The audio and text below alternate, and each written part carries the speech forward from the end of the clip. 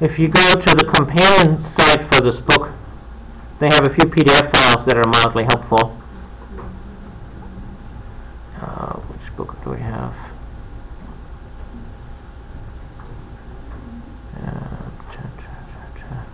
Too damn many books here.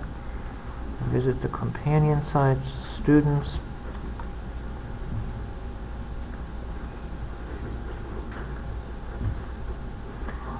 You might have seen a teaser in the book for some of these worked examples, and one of the worked examples was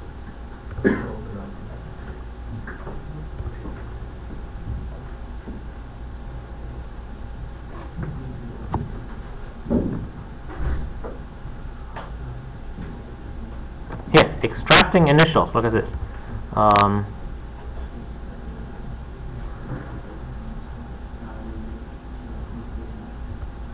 So much for my French.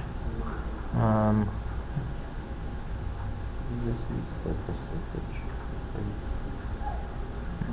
don't want to push. 7.8%. Yeah, I'm just trying to. There's a way of doing it here.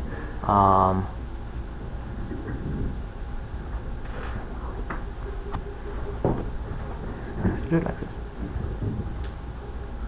Alright, so this thing here walks you through a program to extract initials, and you'll see it takes substrings, and so you can learn how to get the first character. It's pretty easy. The only trouble with that, why it's not quite working for getting the first, middle, and last initial, is that the middle one might be empty. And we don't yet know how to do it with an if, and so we have to again do something with max or min. The other thing that I gave as a tip to someone's question on desire to learn is that you can, so in the initials function, the initials method,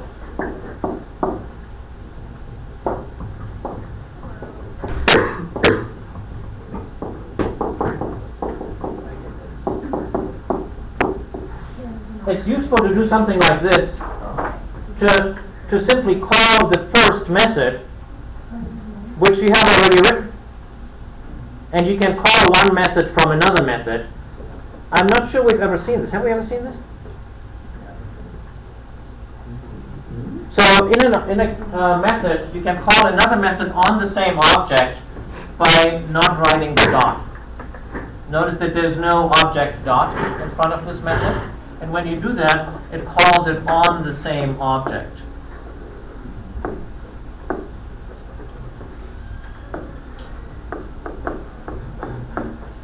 And so in the same way, you can call middle and last, which are methods that you have already written, that hopefully already work. And then your remaining job is to take the first character of this one, to take the first character of this, and of the last one. So then you would return f.substring 0, 1 plus m.substring 0, 1 plus.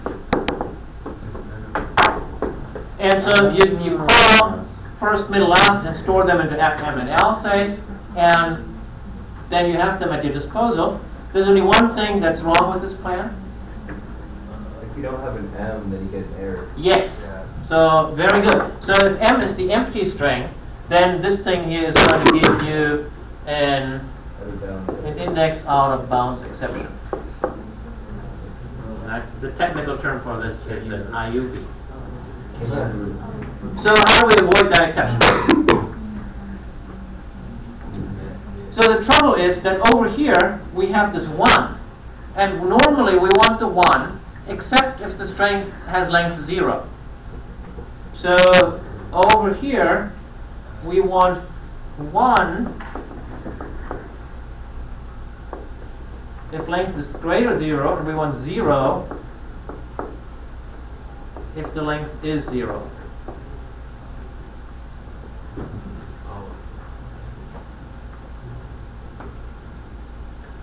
Now in chapter 5, this is a piece of cake. We say if length is greater than 0, but in chapter 4, it's not yet. So we have to use math min or math max. Which of them will work here?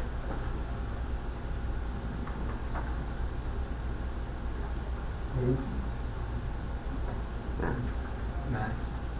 We have to vote for max. I guess you can do it both ways, but the way I was looking at it is I want 1 unless the length is 0, in which case I want 0. So I want the smaller of the length and 1.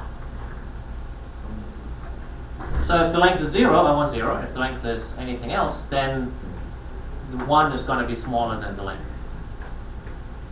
All right, so I'll let you ponder that. I think that's a big hint. All right. Let me go on to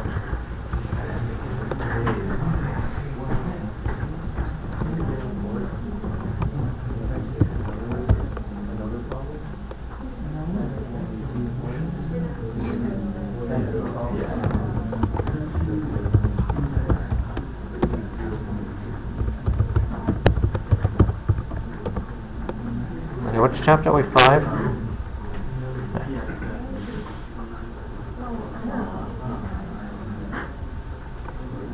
Okay, a few notes on what's in the book.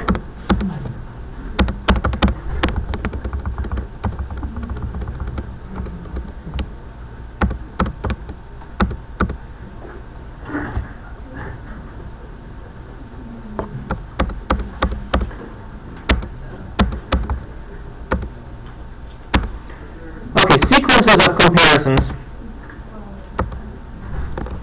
The whole thing is pretty straightforward, that you can have if something, else if something, else if something. You can have a sequence of these comparisons.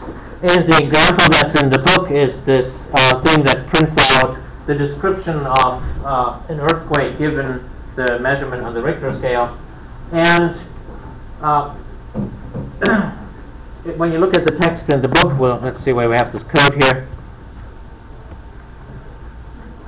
It says, if the Richter scale measurement is greater or equal to 8.0, the description is most structures fall. If it's greater or equal to 7.0, it's many buildings destroyed, and so on.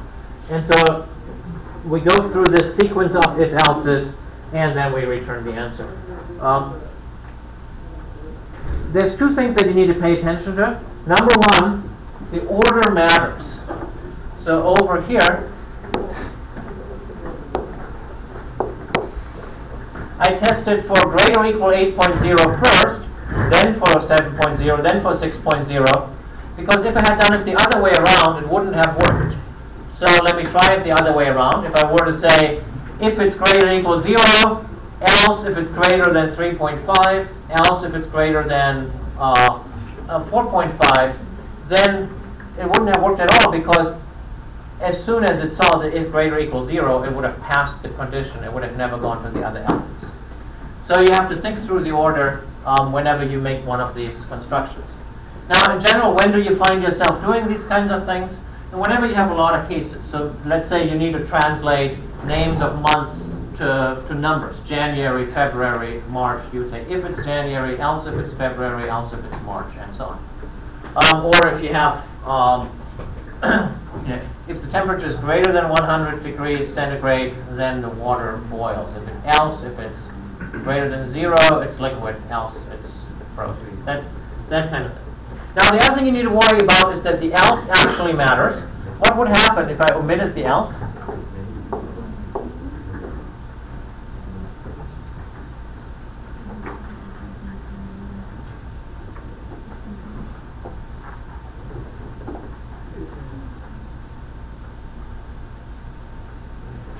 You can't.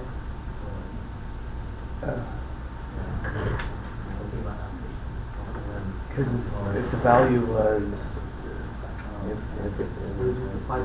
it would supply more than one of those. Yes. It would return a lot, I guess. Let's see. Well, it wouldn't return a lot. Here's what would happen. Is it greater? Let's say it's 7.1. So it's not greater or equal to 8.0, but it is greater or equal to 7.0. So R would be set to many buildings destroyed. But is then greater it or would, equal 6.0. Yes, 7.1 is greater or equal 6.0. Now R would be overwritten.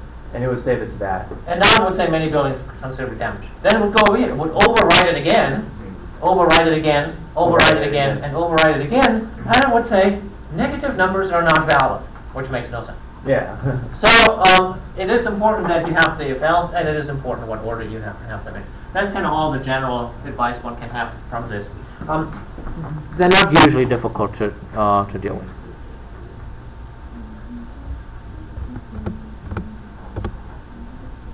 Now, the other situation that you can have is that you have a branch inside another branch. And so if we look at a flowchart, you would have the a branch with a yes or with a no. And then when you're in the yes, you would have a secondary level of decision making with another yes or another no. That happens very frequently.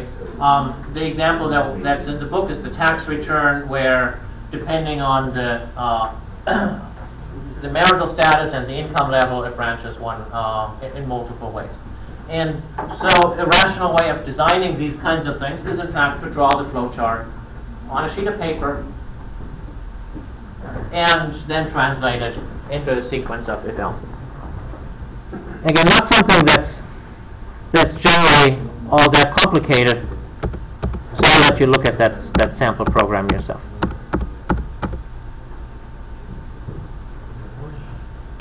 Now, the more important thing is these Boolean expressions. And so when you look at an expression such as amount less than 1,000, what's the type of this expression?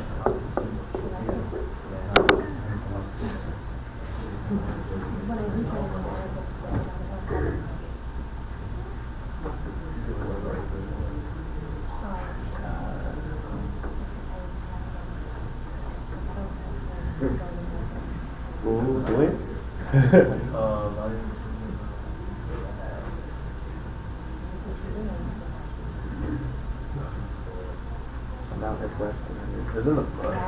It's in the book. Operational. What's the type of this expression? Operational. Oh.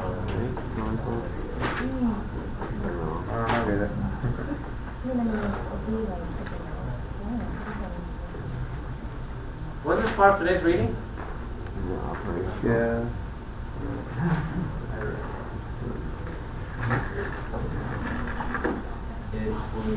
It's called Boolean, okay? Yep. So Boolean is something that's true or false. Why is it called Boolean? That's named after the mathematician. After that fellow George Boole, right? So, and now you might say, who cares? But it's actually a surprisingly useful type. When you first look at it, you say, what could you possibly do with something that's just true or false? That doesn't sound very interesting. But when you build complicated conditions, then this happens all the time. And now you might say, I'm never going to build complicated conditions where I have to combine some truthfulness or falseness.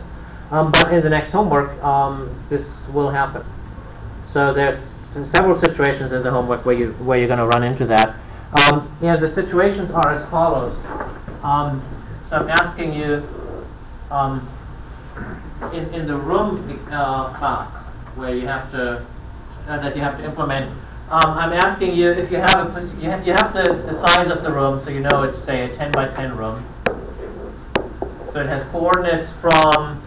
I'm doing them exactly like on the lab. So the walls at -0.5, and here or there at 10.5. And now I might have a coordinate. Let's say x is 10 and y is 4. And I'm asking, is it against a wall? And you have to return true if it is against a wall. You have to return false if it's not against a wall. So is 10.4 against a wall?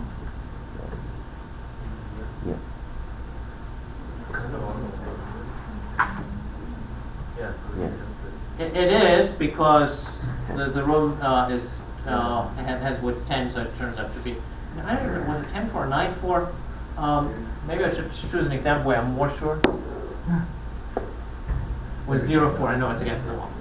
I don't know because how the dimensions were, and you're going to have to rethink that. So, what if it's up here? What if it's 4, 0? Is it against the wall? Yeah, because it hasn't moved. So the condition has to have something to do with if the first one is 0, or the second one is 0. Then it's against the wall. Or the first one is whatever this boundary is, or the second one is the one over here.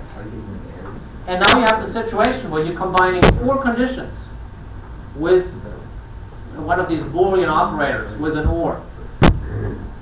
And so it's something that occurs all the time when you do this kind of geometric things. I'm asking you to check, I'm going to give you the location of the window, and I'm going to ask you, when is it adjacent to the window? And that's going to be the case if the x and the y coordinates are just so. So you're going to have to compare the x and the y coordinates and use an and. So combining things with and or is a very natural operation, even though the book makes it maybe sound a little bit artificial. So it's very important that you know how to do this. So we're going to be writing these kinds of methods in the homework where you have to return a Boolean condition, either true or false.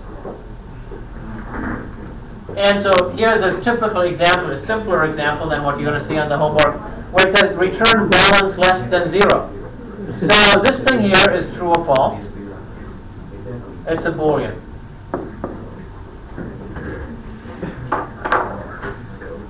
So you're going to be have to write one of those.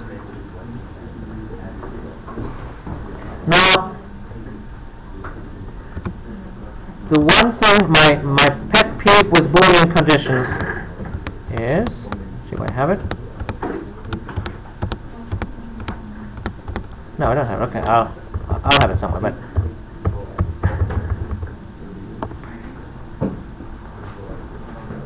so have again a close look at this thing, and it's short and simple. It checks is balance less than 0, and that thing is either true or false, and it returns the true or false that results from that. Now, some students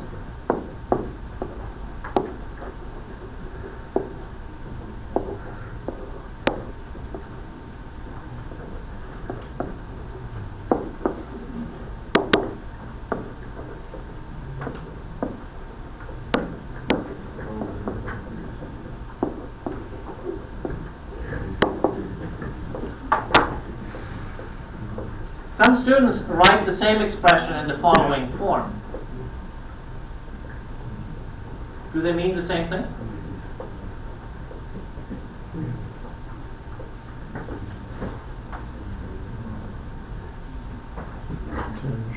When it's a balance of negative or balance of less than 0. Yes, and that's in fact what I've done here on the left-hand side, where it kind of faintly shows up. But if it's not true, then it's false. Yeah, if it's not true, then it's false, right? You don't need to write that down. So, you don't need to write it this way, because the value of balance less than 0 is already true or false. So this thing is already true or false.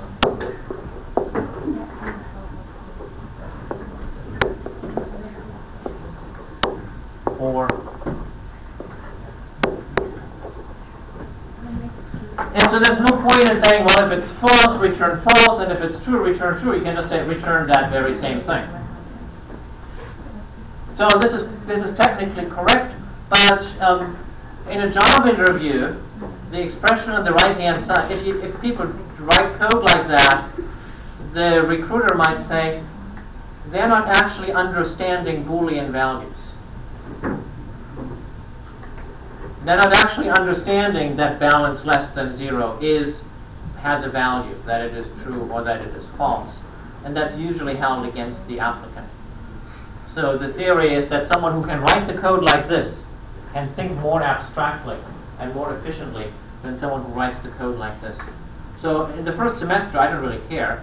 I just want to point out that this form is considered superior because it's shorter and it is clearer to those people who understand Boolean variables. And so it's well worth spending the time to understand these Boolean expressions. Okay, the other anecdote, and then we'll break for lunch.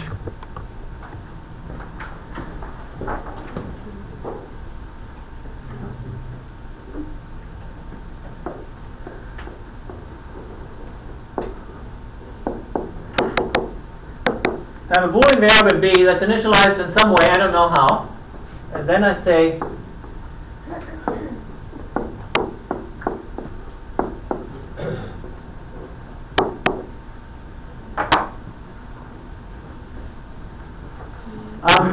and so the question is, what is the value of b?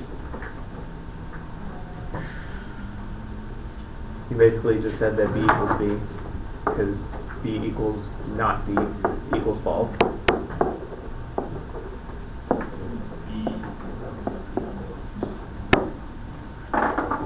And I'll let you ponder that over lunch. And the story is that this was an exam question on the AP Computer Science exam about 15 years ago. And this one question correlated almost perfectly with whether you would get the score of 5 on the exam or not. About everyone who got a score of 5 got this right. Everyone who got a lower score got this wrong. And we don't know what B was to begin with. There were several options that said it's always true, it's always false, it's always the same as B, it's always the opposite of what B was before. Or one of them might have been can't determine from the information provided, which is obviously false. So ponder this, and we'll come back to this after. Did you want to get any of that?